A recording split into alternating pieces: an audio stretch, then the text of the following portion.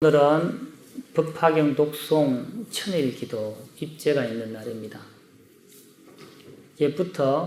예로부터 법화경은 부처님께서 49년 동안 설법하신 말씀 중 마지막 8년에 걸쳐서 설하신 내용을 모아놓은 것으로 모든 경전 중에 왕이다 라고 합니다.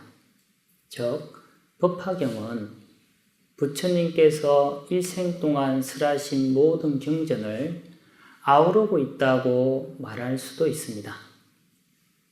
부처님께서 49년간 설법하신 가르침을 내용과 형식에 따라 12가지로 나눈 것을 12분교 또는 12분경이다 라고 하는데, 경, 고기송, 중송, 무문자설, 미정유법, 여시여, 인연, 비유, 본생, 수기, 논의, 방광 이렇게 12가지입니다. 이 중에서 비유는 부처님의 가르침을 보다 쉽고 그 참된 이치를 넓고 깊게 이해시키려는 표현 수단으로 법화경에서는 법화치류라 하여 경전의 내용을 대표적으로 7가지의 비유를 들고 있습니다. 그 7가지란 먼저 화택유, 궁자유, 약초유, 화성유, 의주유, 계주유, 의자유 이렇게 7가지입니다. 오늘은 이 7가지 비유를 간단히 이야기하고 그 속에 담긴 의미에 대해서 이야기해 보겠습니다. 첫 번째 비유는 제3비유품에서 설해진 화택유 또는 화택삼거유라고 합니다. 이 비유의 배경은 제제 사리불이 제2방평품에서 1대사 인연의 설법을 듣고 새롭게 태어납니다.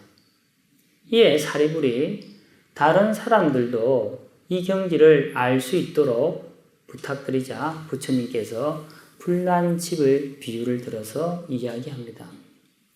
특히 1대사 인연 이 이야기를 듣고 사리불이 새롭게 태어났는데 경전에 보면 종불구생, 종법화생 이렇게 이야기합니다. 곧 부처님 입으로부터, 부처님 말씀으로부터 듣고 새롭게 태어났다. 종법화생, 법을 듣고 법으로부터 새롭게 태어났다 이런 말입니다. 어쨌든 화택유의 이야기는 이렇습니다. 부유한 장자에 크고 넓은데 출입구가 하나뿐인 큰 집이 있었다고 합니다. 큰 집에 갑자기 불이 났답니다. 마침 그때 그 집안의 어른인 아버지 장자가 멀리 출타를 나가고 없고 아이들만 그 불 속에서 불타고 있는 집에서 막 놀고 있었다. 뒤늦게 아버지가 돌아와 보니까 아이들이 불난 것도 모르고 너무너무 열심히 놀고 있더란 거예요. 그래서 아버지가 밖에서 얘들아 나오너라 아무리 이야기를 하더라도 나오지 않더란 거예요.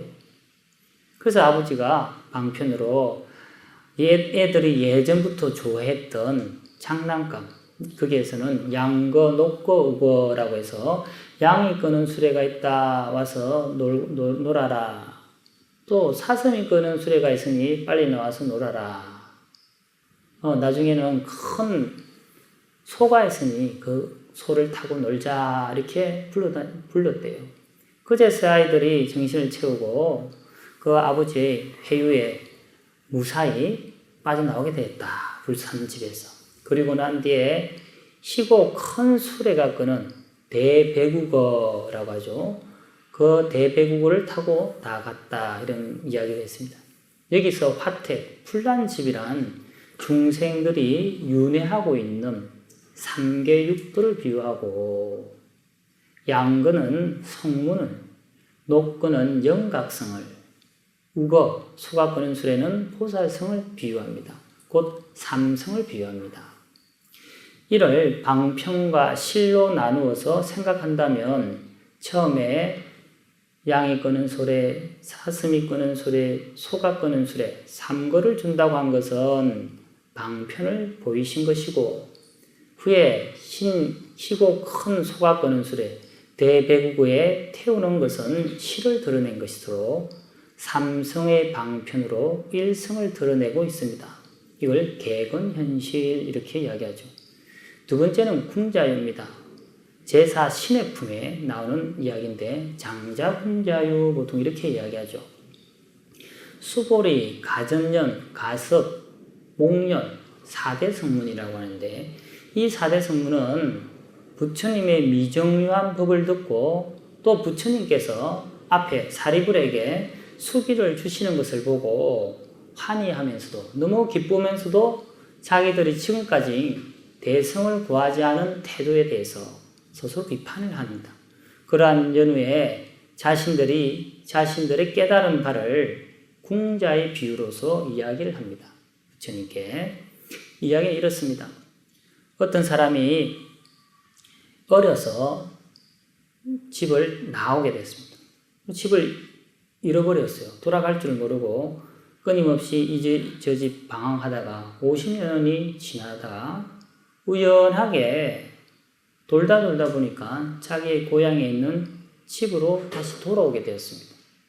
근데 자기 집인 줄을 모르고 그 집에 걸식을 하러 갔는데 마침 아버지는 지난 50년간 아들을 계속 찾아서 포지를 못했기 때문에 그렇지만 부모님은 자식을 딱 보면 알 수가 있잖아요. 그래서 마침 딱 보니까 자기 자식인 줄 알았다는 거예요. 그래서 자식을 부르려고 하니까 자식은 먼저 그 어리어리하게 큰 집을 보고 또 아버지의 그런 위험 있는 모습을 보고 혹시나 나를 해를 할까 두려움에 달아나게 됐다는 거예요. 무서워서. 그래서 아들 보고 오라 해도 겁이 나게 도망가니까 어쩔 수 없이 자기가 가지를 못하고 그 아이를 데려오기 위해서 유인해서 데려오기 위해서 방편으로 그 집에서 일하는 사람을 보냅니다. 그래서 살 옆에 그 아들 옆에 가서 이야기를 걸어주고 말을 걸어주면서 그 아버지의 집으로 데려오게 돼서 처음에는 구전일부터 일을 합니다. 청소를 하고 화장실 청소를 하고 이렇게 힘든 일을 쭉 하다가 자기 아버지도 이제서야 그 아들이 그 집에 정착한 것을 알고 아버지도 똑같이 옷을 허름하게 갈아입고 아이 곁에 다가가게 됐다. 그래서 차츰차츰 아이와 말을 하다 보니까 서로 통하게 되고 그래서 조금 더 중책을 맡기게 되고 나중에는 창고, 보물이 있는 창고를 맡기게 되어서 나중에는 그 집안의 모든 재물을 상속하기 위해서 그 동네에 있는 모든 사람들을 다 불러 모읍니다. 불러 모아서 제가 이제 머지않아서 죽을 때가 된 것 같습니다.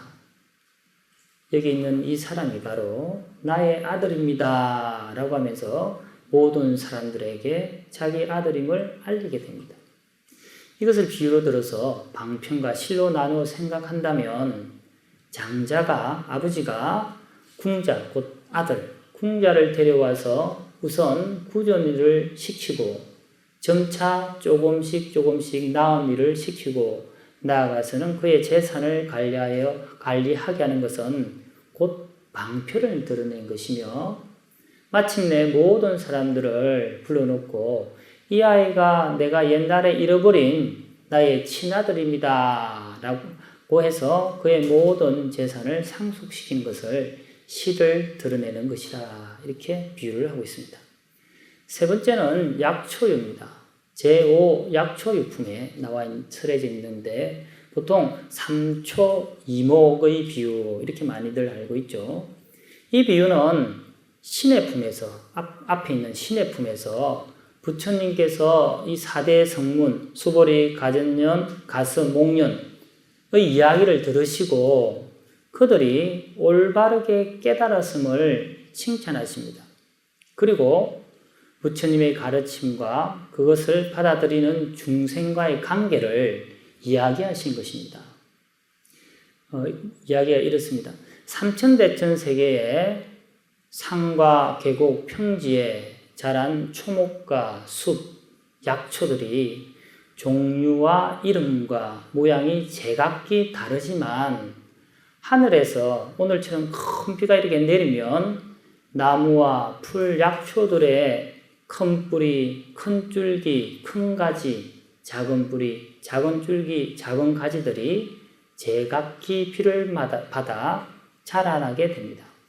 그리하여 각 초목들은 종류와 성질에 맞게 제각기 싹이 트고 꽃이 피고 열매가 맺힙니다.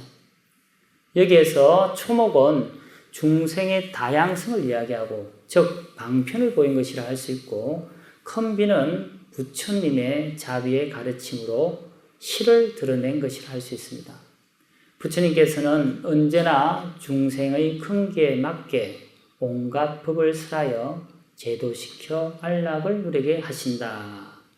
네 번째는 제7화성유품에 나오는 화성유입니다. 이 비유는 부처님께서 방편으로 중생을 잘 제도하신다는 것을 나타내어 주고 있습니다. 이야기는 이렇습니다. 많은 사람들이 500유순이나 되는 너무나도 멀고 험하고 어려운 길을 지나서 보배가 있는 보배성이 있는 곳으로 가고자 했습니다. 그래서 출발을 하여 가고 있는데 그때 아주 총명하고 지혜로운 인술자는 이 길을 너무나도 잘 알기 때문에 그 많은 대중들을 이끌고 잘 가고 있었습니다. 그러나 그 보물성으로 가는 도중이 너무나도 길고 길이 험하고 힘들어서 사람들이 중도에 포기하고 돌아가려고 했다는 거예요. 그때 이 총명한 인솔자가 그 사람들의 모든 근기를 잘 알고 이 가는 길 가운데 아주 큰 성이 있다. 화성. 성을 화작했다. 성을 임시로 만들었다. 만들어서 그 성이 있으니 그곳으로 갑시다. 라고 해서 사람들에게 안심을 시켜줍니다. 망매지가 할 때 뭐 그런 의미겠죠. 그래서 그 모든 사람들이 저 성만 가면은 충분히 물을 먹고 쉴 수 있는 곳이다 라고 힘을 낸 연후에 다시 그 성까지 무사히 가게 되어 편안하게 쉬고 그들이 원했던 그 목적지인 보물이 있는 성까지 무사히 다 갈 수 있었다라는 이야기입니다. 인도자가 화성을 지어서 그곳에서 휴식을 취하게 하는 것은 방편을 보인 것이며 그리하여 마침내 보물성까지 인도한 것은 실을 드러낸 것입니다. 이는 부처님께서 방편력으로 일불성에 인도하고자 중생의 큰계에 알맞게 삼성을 시설한 것이다 라고 이야기합니다. 다섯 번째는 의주유라고 해서 제8 500제자 수기품에 설해진 것으로 보통 의리개주유 또는 의주유 이렇게 이야기합니다. 옷의자에 구슬 주자. 그래서 옷 안에 구슬이 있다. 옷 안에 구슬을 감췄다. 또는 개주유, 멜개자 구슬 주자를 써서 구슬을 옷 안에 꿰어 놓았다. 이런 의미입니다. 이 비유는 스가모니 부처님께서 부르나 존자에게 법명열애를 수기를 주시고 이어 교진녀와 500아란에게 보명열애 수기를 주십니다. 수기를 받은 제자들은 너무나도 기뻐하며 감사의 예를 올림과 동시에 그동안 조그만한 소성의 지혜만 만족하고 산 것을 뉘우칩니다.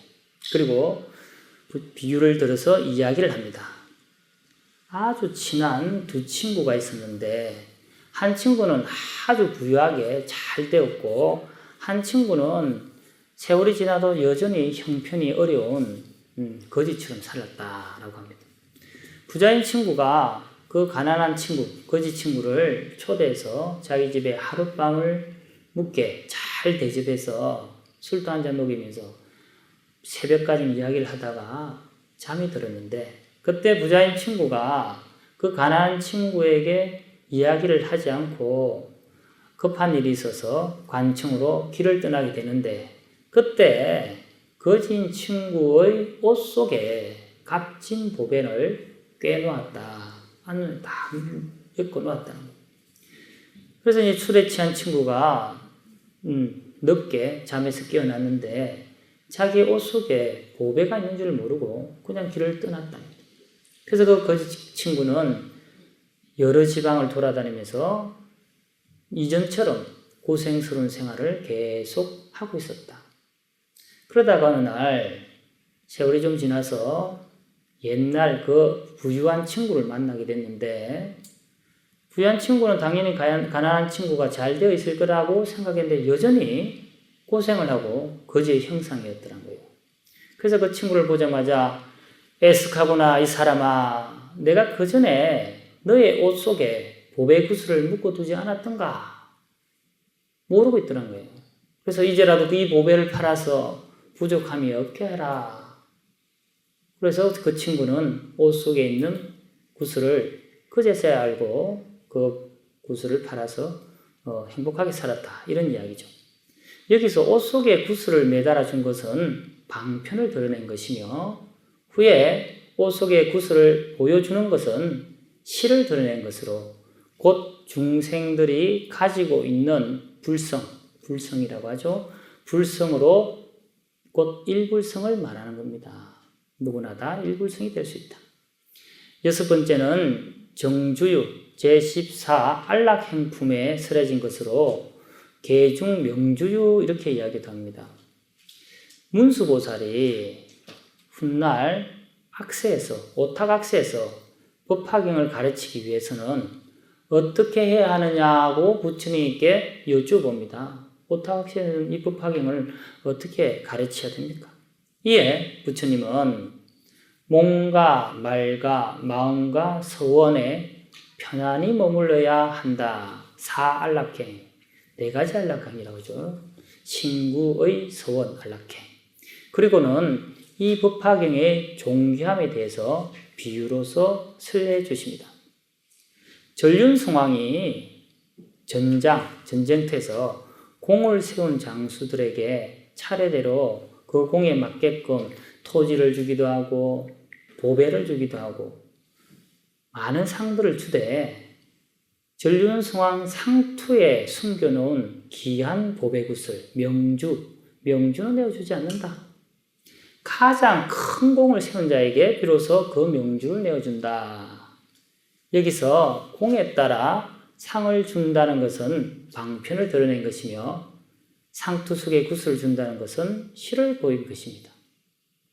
상투 속에 보배구슬은 곧 법화경을 비유한 것이니, 열애는 일체 번뇌를 물리친 자에게만 가장 수승하고 비밀한 법장인 이 법화경을 설하신다는 뜻입니다.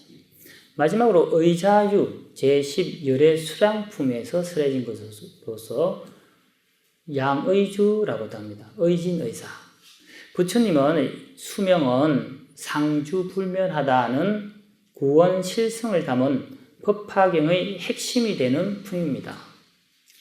이야기는 이렇습니다.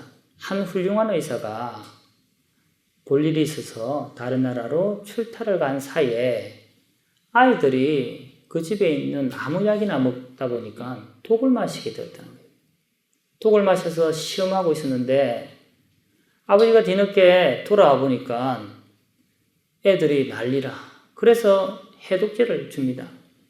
그런데 거기서 좀 정신이 있는 아이들은 그 해독제를 먹고 나왔는데, 이미 정신이 많이 이상해진 아이들은 해독제를 먹으려고 하질 않더라는 거예요. 그래서 아버지가 아무리 먹으려 해도 안 돼서 아버지는 다시 집을 나가버립니다.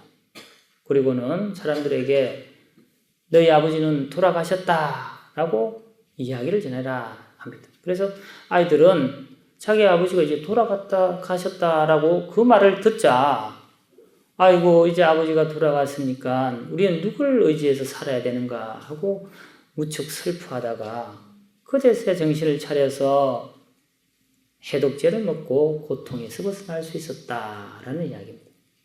이 비유 속에서 독을 마시고 시험하는 자식들은 중생들을 뜻하고, 아버지인 의사는 부처님을 가리킵니다. 그리고 아버지가 죽었다는 거짓말로 아이들에게 약을 먹게 한 것은 방편을 보인 것이며, 약을 먹고 병을 낫게 한 것은 실을 드러낸 것입니다. 즉 구원실성인 영원한 부처님께서 멸도의 모습을 보인 것은 훌륭한 의사와 같은 것으로 열의 수명은 본래 무량하지만 방편으로 열반에 드는 모습을 보이시어 중생으로 하여금 성근을 심도록 하신다는 뜻입니다. 이상으로 법화경에 나오는 7가지 비유를 살펴보았습니다. 7가지 비유마다 방편을 통해서 중생을 교화하는 형식을 취하여 동일한 목적, 즉 일불성을 드러내고 있습니다. 이러한 7가지 비유에 나타난 법화경의 사상을 개근현실이라고 합니다. 즉 근은 방편을 말하는 것으로서 방편을 열어서 진실을 나타내는다는 뜻입니다. 다시 말해서 7가지 비유의 이야기 속에는 방편으로 잘 알아듣게 유인한 다음에 이루고자 하는 목적을 성취케 합니다. 즉 일성의 진실을 드러내기 위해 삼성, 성문, 영각, 보살, 삼성의 방편을 사용하고 있음을 말합니다. 이러한 사상은 비단 7가지 비유에서뿐만 아니라 법화경 전체의 사상을 잘 드러내주고 있으며 나아가 모든 중생이 불성을 가지고 있으므로 모두 큰 깨달음, 일불성을 이룰 수 있다는 내용을 담고 있습니다. 오늘부터 시작하는 부처님의 큰 가르침인 법화경을 쉼없이 부지런히 독송하여 모두 큰 깨달음 이루시기를 바라겠습니다. 간절히 기도하십시오. 간절하면 통합니다. 간절하면 이루어집니다. 나무관세음보살.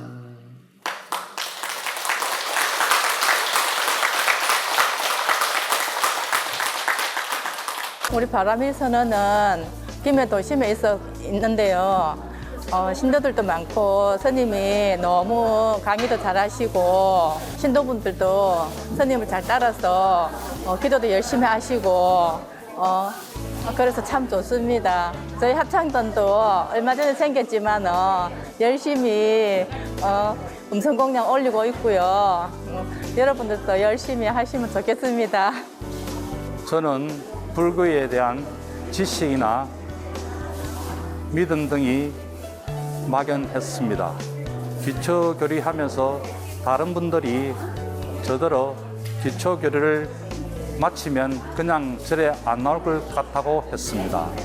그런데 부처님이 가피인지 저는 계속 절에 나오게 되었고 새벽 애울에도 4년 동안 거의 동참하게 되었습니다. 아울러 제가 하고 있는 건축업이 바람일 불사에 기여하게 되어서 저도 큰 영광으로 생각합니다. 앞으로 인해 스님을 모시고 더 심심히 흘려 공부하는 불자가 되겠습니다. 세상에나 제가 늘상 기도 끄트머리에 이렇게 발언을 해요. 선지식 만나기를 발언을 늘상 하는데 인해 스님 만난 거예요. 어떻게 그렇게 강의도 잘하시고 모르시는 게 없고 그냥 살살 열었다 하면 참 다 나오는 거예요. 모든 것이. 그래서 제 발언이 이루어졌구나 그렇게 생각하고 이번 천일의 법화경을 정말 열심히 일찍이 결 안 지우고 열심히 해서 제가 원하는 또 한 단계 올라가지 않을까 이런 생각을 딱 합니다.